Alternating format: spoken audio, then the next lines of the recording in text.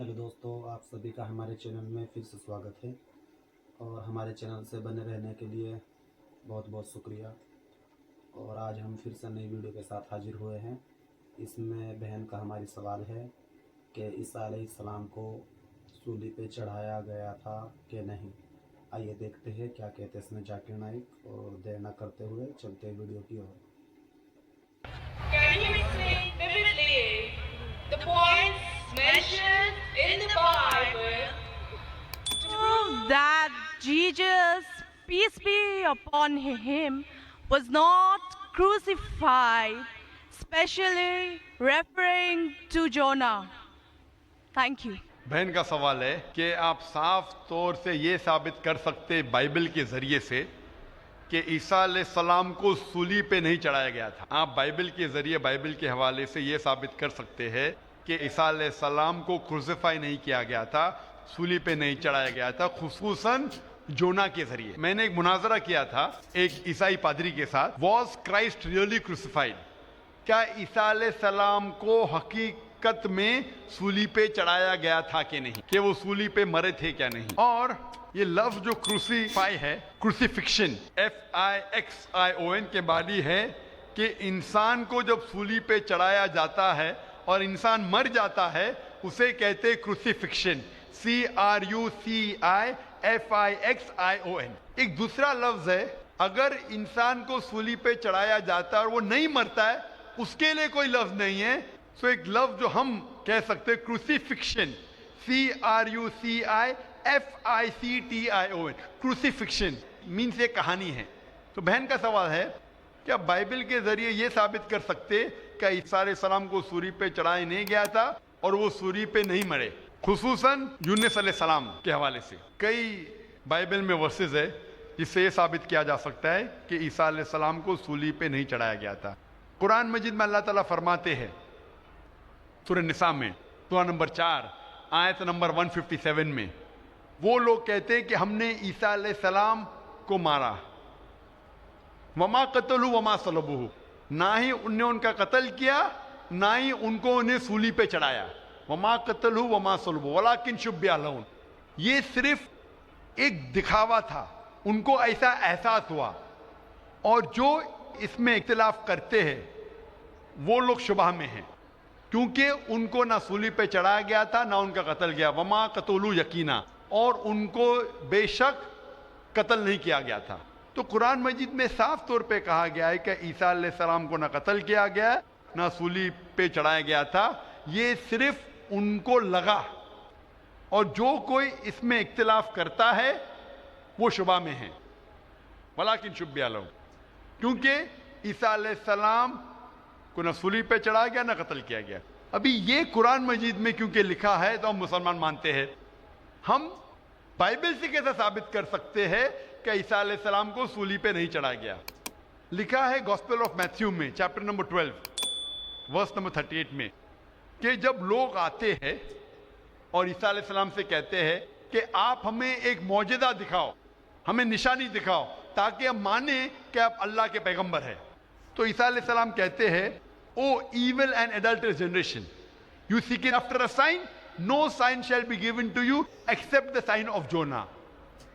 ईसा अलैहिस्सलाम कहते हैं, उन्हें गाली देते हैं और कहते हैं कि आपको कोई निशानी दी नहीं जाएंगी, कोई मौजूदा दी नहीं जाएगा, सिर्फ साइन ऑफ जोना, यूनुस अलैहिस्सलाम की निशानी। No sign shall be given to you except the sign of Jonah. For as Jonah was 3 days and 3 nights in the belly of the fish, so shall the Son of Man be 3 days and 3 nights in the heart of the earth। ये है हवाला gospel of Matthew का chapter number 12 verse number 38 से लेके 42 तक। ईसा अलैहिस्सलाम कहते कि तुम्हें कोई निशानी नहीं दी जाएंगी, सिर्फ निशानी यूनुस अलैहिस्सलाम की। जिस तरीके से यूनुस अलैहिस्सलाम 3 दिन और 3 रात मछली के पेट में थे, उसी तरीके से मैं धरती के पेट में 3 दिन और 3 रात रहूंगा। अभी हमें जानने के लिए कि साइन ऑफ जोना क्या है, यूनुस अलैहिस्सलाम की निशानी क्या है, हमें जानना पड़ेगा द बुक ऑफ जोना। एक बाइबल में किताब है जिसका नाम है जोना, यूनुस अलैहिस्सलाम। ये किताब सिर्फ 2 पेज की है, ये बहुत छोटी किताब है बाइबल में।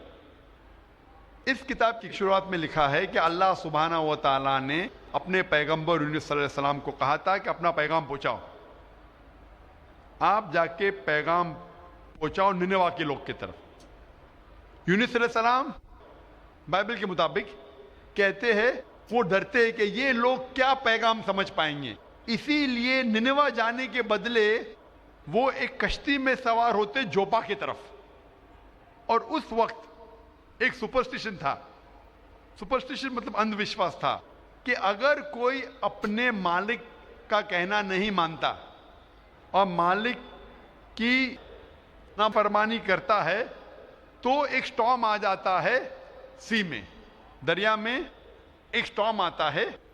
तो स्टॉर्म आने की वजह से लोग कहते हैं कि हम में से किसी एक ने अपने मालिक की बात नहीं मानी। ये सब लिखा है बाइबल में, बुक ऑफ जोना में।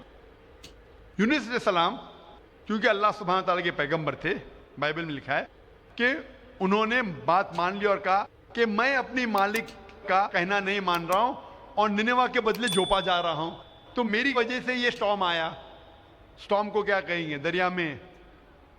स्टॉर्म, तूफान। तूफान, ये तूफान दरिया में क्यों आ रहा है? कि तूफान, यूनुस सलाम कहते कि मेरी वजह से आ रहा है, क्योंकि मैं मेरे मालिक की बात नहीं मान रहा हूं। और उस वक्त ये अंधविश्वास था, सुपरस्टिशन था कि जो मालिक की बात नहीं मानेगा उसको दरिया में फेंकेंगे तो तूफान खत्म हो जाएगा। तो यूनुस अलैहिस्सलाम कहते कि मेरी गलती है, मुझे फेंको। तो क्या करते लोग? यूनुस अलैहिस्सलाम को पकड़ के दरिया में फेंकते हैं। तो मुझे ये पूछना है कि यूनुस अलैहिस्सलाम को जब दरिया में फेंकते हैं, बाइबल में लिखा है, तो यूनुस अलैहिस्सलाम जिंदा थे या मुर्दा थे? Sister, when zona was thrown into the water, I want to ask you the question, was zona dead और alive? He was alive. He was alive, जिंदा थे। माशाल्लाह, सही फरमा रही है। तूफान इतना जोर का आ रहा था, तूफान में अगर एक जिंदा इंसान को डालते हैं, वो तूफान में, दरिया में इंसान मरना चाहिए, लेकिन यूनुस अलैहिस्सलाम मरे या जिंदा थे? He ought to die in the storm. Was he dead or was he alive? He was still alive. माशाल्लाह, सही जवाब है कि तूफान में मरना चाहिए, लेकिन क्योंकि वो अल्लाह के पैगंबर थे, जिंदा थे। उस वक्त एक मछली आती है और मछली उनको निगल लेती है। A fish comes and gobbles them up. मछली की पेट में यूनुस अलैहिस्सलाम जिंदा थे या मुर्दा थे? In the belly of the fish, was Jonah dead or alive? He was alive. He was alive. वो जिंदा थे। मछली के पेट में 3 दिन मछली यूनुस अलैहिस्सलाम को पेट में लेके, बाइबल के मुताबिक वो घूमती है, सारे समुंदर घूमती है 3 दिन तक।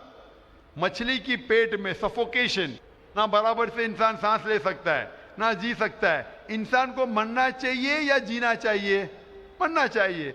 लेकिन यूनुस अलैहिस्सलाम जिंदा थे या मर गए? जोना, though he was 3 days, he was there in the belly of the fish. For 3 days the fish took him in the water. He ought to die.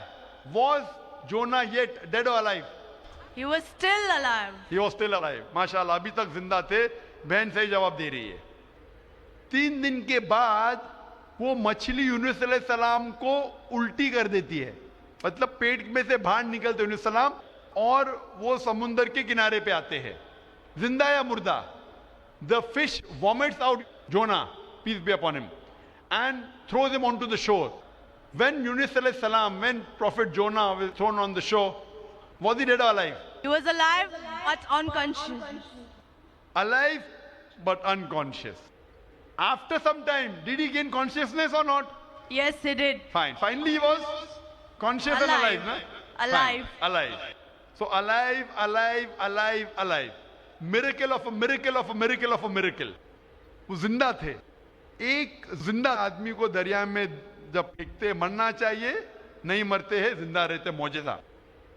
तूफान में मरना चाहिए, नहीं मरते, जिंदा रहते, मौजज़ा। मछली आके निगल लेती है, मरना चाहिए, जिंदा रहते, मौजज़ा।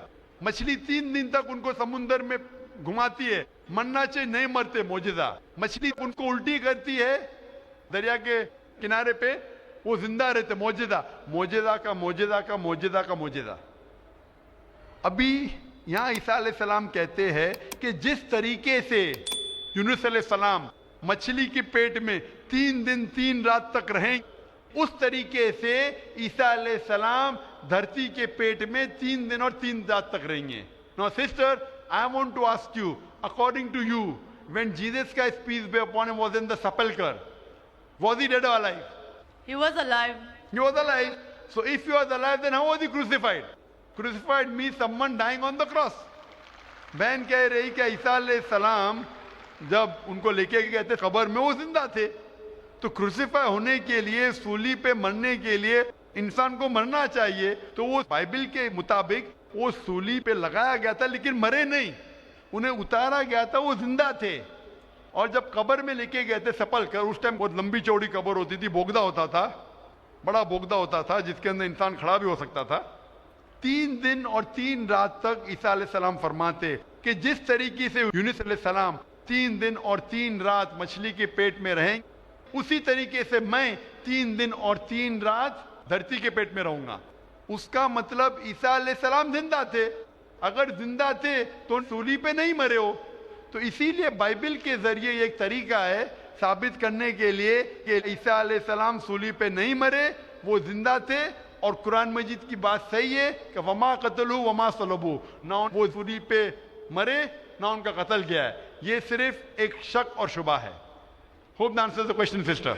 Thank you. Sister, I would like to ask you that now do you believe that Jesus Christ, peace be upon him, did not die on the cross? I do believe, but I just wanted to prove my friends or my colleagues as to Jesus Christ was not crucified according to their own version. That is Bible. What's your name, sister? What's your name, sister? I am Sahadia Naz and I'm a teacher by profession. You are a Muslim. Yes, I am. MashaAllah. Okay, anyway, hope you are satisfied, your friend. Yes, I am. But we request that the non-Muslim should be given the first chance to ask the question. میرا question ہے، جو نیا مسجد بن رہا ہے اور قبرستان ہے اور عیدگاہ ہے، اس میں میرا من ہوا ہے جو ہم اس میں زمین یا پیسہ روپیہ دیں. میرا من چاہتا ہے، لیکن ان لوگ بولتے ہیں کہ ہم لوگ غیر مسلمان سے کوئی چیز نہیں لیتے ہیں. کیوں؟ اسلام میں لکھا ہوا ہے آدمی آدمی کو پیار کرو. بھائی کا سوال ہے کہ وہ چاہتے ہیں کہ مسجد بنانے کے لیے اپنی زمین دے عیدگاہ کے لیے، اور مسلمان کہتے ہیں کہ ہم غیر مسلمان کی مدد نہیں لیتے. کیوں؟ کیا انسان بھائی نہیں ہے؟ بھائی صاحب، غیر مسلمان کی مدد لینا اسلام میں حرام نہیں ہے، لیکن کچھ شرائط ہے کچھ چیزوں کے لیے. مثال کے طور پہ مسجد بنانے کے لیے کچھ شرط ہے. مسجد بنانے کے لیے ایک مسلمان اپنی زکوٰۃ کا پیسہ بھی نہیں دے سکتا ہے. زکوٰۃ ایک مسلمان کے لیے فرض ہے کہ وہ 2.5% اپنی بچت کا، ہر قمری سال وہ 2.5% اپنی بچت کا جو نصاب کے اوپر ہے، 85 گرام سونے کے اوپر ہے، اسے زکوٰۃ دینا چاہیے.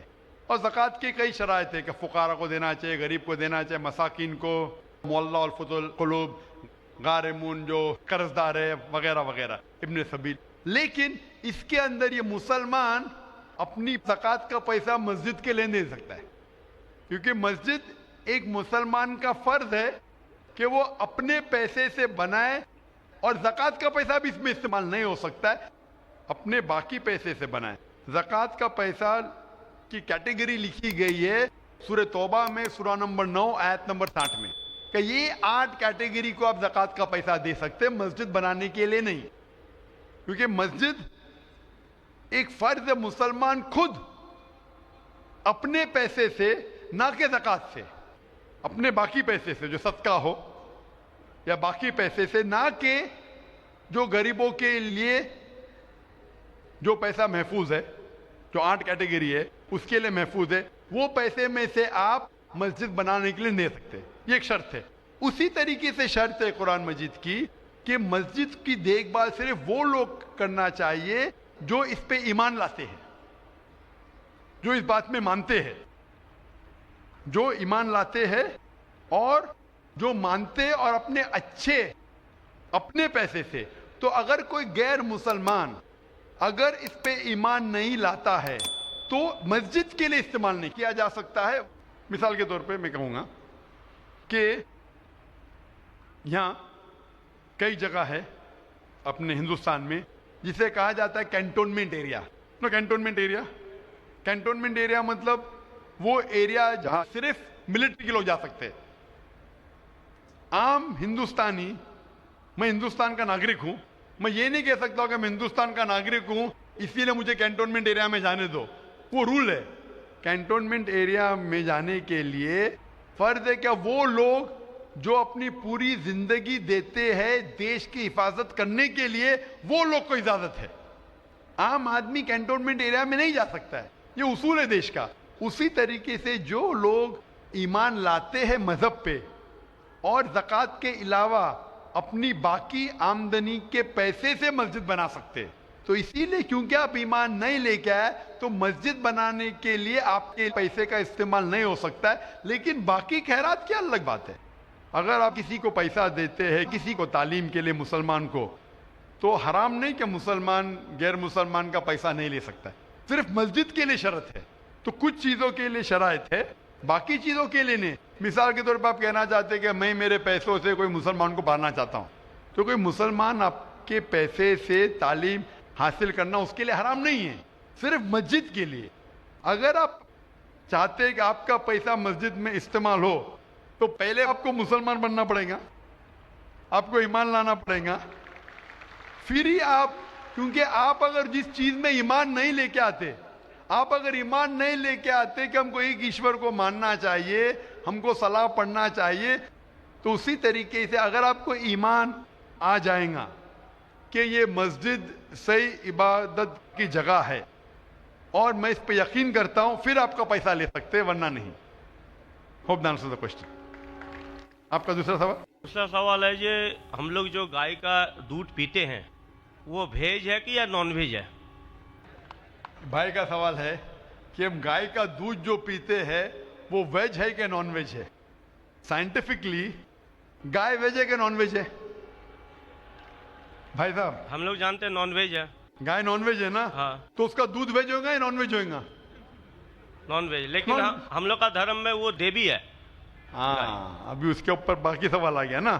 آپ کا پہلا سوال تھا کہ دودھ نان ویج ہے کیا ویج ہے، تو میں نے پوچھا گائے نان ویج ہے کیا ویج ہے، آپ نے کہا نان ویج، تو دودھ بھی نان ویج ہوگا. تو سائنٹیفکلی دودھ نان ویج ہے، لیکن کیونکہ دودھ کے بنا آپ کی زندگی نہیں گزر سکتی ہے تو دودھ کو لوگ نے ویج کر دیا.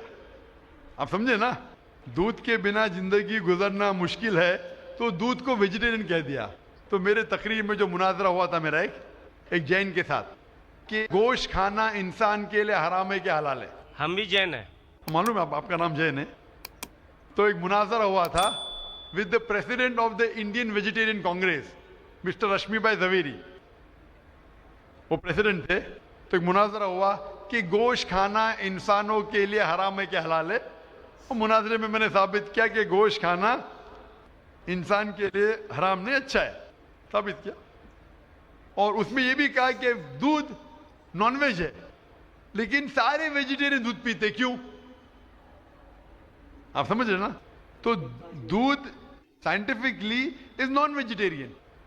آپ نے کہا کیا ہے ہماری دیوی ہے. آپ اگر پڑھیں گے جیسا میں نے کہا کہ نہ تس پرتیماستی، اس ایشور کی کوئی پرتیما نہیں، کوئی عکس نہیں. آپ سمجھے نا، کوئی عکس نہیں، کوئی پکچر نہیں، کوئی پینٹنگ نہیں، کوئی فوٹوگراف نہیں. تو یہ وید کے مطابق یہ غلط ہو جاتا ہے. آپ سمجھے نا. لیکن پھر بھی میں جانتا ہوں کہ کئی کتابوں میں، کیونکہ ہندو کتابیں دو قسم کی ہے، شروتی اور اسمرتی. شروتی وہ کتاب جو بھگوان کی طرف سے آئے، وید اور اپنشد. اسمرتی وہ کتاب جو انسانوں نے لکھی ہے. تو شروتی ہوتی جو ایشور کی طرف سے ہے، اور ایک ہوتی ہے اسمرتی جو انسانوں نے لکھی ہے. تو میں جانتا ہوں کہ کئی ہندو مذہبی کتابوں میں، خصوصاً اسمرتی میں، ایسی چیزیں لکھی ہے جو شروتی کے خلاف ہے. یہ آپ دیکھیں گے گائے آپ کی دیوی ہے، وہ آپ وید میں نہیں پائیں گے، آپ نیچے والی کتاب میں پائیں گے. تو جب بھی کوئی اونچی یا نیچے کتاب میں ٹکراؤ ہو تو ہمیں ماننا چاہیے اونچی کتاب. قرآن اسلام کی سب سے اونچی کتاب ہے. قرآن سے کوئی بھی کتاب ٹکرائی تو ہمیں قرآن میں ماننا چاہیے، اس کتاب میں نہیں. آپ سمجھے نا. تو اسی طریقے سے اگر آپ وید میں پڑھیں گے، وید میں لکھا ہے کہ خدا کا کوئی عکس نہیں، तो अगर वो मानेंगे तो हमें मानना पड़ेगा कि खुदा का कोई रूप नहीं। तो ये कहना कि गाय देवी है, ये कई पंडित कहते हैं कि हम जानते हैं कि खुदा एक है, हम जानते हैं ईश्वर एक है, लेकिन हमें कंसंट्रेशन के लिए हमें बहुत बार मूर्ति का सहारा लेना पड़ता है। पंडित लोग से मैं बात करता हूँ कि आपकी किताबों में साफ लिखा है कि भगवान एक है, ना उसका कोई अक्स है, ना कोई मूर्ति है, ना कोई पेंटिंग है, ना कोई पिक्चर है। तो वो कहते हैं हम मानते हैं ये बात पे, लेकिन क्या कंसंट्रेट करने के लिए पहले शुरुआत में हमें अक्स की जरूरत होती है, एक मूर्ति की। जब हम हायर कॉन्शियसनेस पे पहुंच जाते उस वक्त हमें जरूरत नहीं पड़ती। तो मैं उनसे कहता हूं मुसलमान हायर कॉन्शियसनेस पे पहुंच गए, हमें कोई अक्स की जरूरत नहीं, हम ईश्वर को डायरेक्ट मानते हैं, डायरेक्ट इबादत करते हैं। तो इसी तरीके से कभी भी टकराव होता है मजहबी किताबों के अंदर तो ऊंची किताब को मानना चाहिए नीची किताब के बनिस्बत। तो ऊंची किताब में लिखा है कि ईश्वर का कोई अक्स नहीं है, आप समझे ना। फिर भी आप देखेंगे लोग अपनी मजहबी किताब को नहीं मानते। तो मेरा यही कहना है लोगों से, चाहे मुसलमान हो, जैसा मैंने कहा कि कुरान को समझ के पढ़ो, मैं कहता हूं हिंदुओं से कि आप भी वेद को समझ के पढ़ो। मैं कहता हूं इंडियन गवर्नमेंट से कि संस्कृत कम से कम हिंदुओं के लिए फर्ज करो, तो हिंदू कम से कम संस्कृत पढ़ सकेंगे, अपने मजहब के करीब आएंगे और हिंदू मुस्लिम भी करीब हो जाएंगे। क्योंकि संस्कृत पढ़ेंगे तो आपको पता चलेगा कि आपकी किताब में क्या लिखा है। तो कोई भी पंडित आपको घुमाएगा नहीं, फिर पंडित घुमाएगा तो बोलेंगे तो हवाला दो कोई है, आप समझे ना। अरे बहुत से हिंदू मेरे जो सुनते मुझे अपने पंडित से पूछते गए मुसलमान है जो ऐसा करता है, बोलते अरे अरे वो मुसलमान को सुनो माता। अरे क्यों नहीं सुनो भाई, मैं अगर हवाला गलत दे रहा हूं तो आप आगे पूछ सकते मुझे कि आपने जो हवाला दिया वेद का गलत है। मैं इंसान हूं, गलती कर सकता हूं, आप समझे ना। तो मैं कहता हूं हिंदुओं से कि आप संस्कृत जानो, अपनी वेद पढ़ो, ताला विला कलिमतिन सवाइम बैन बैनकुम। आओ हम उस बात की तरफ जो आप और हम यकसा है, यकसानियत की तरफ आएंगे तो हिंदू मुसलमान एक हो जाएंगे। Hope the answer the question.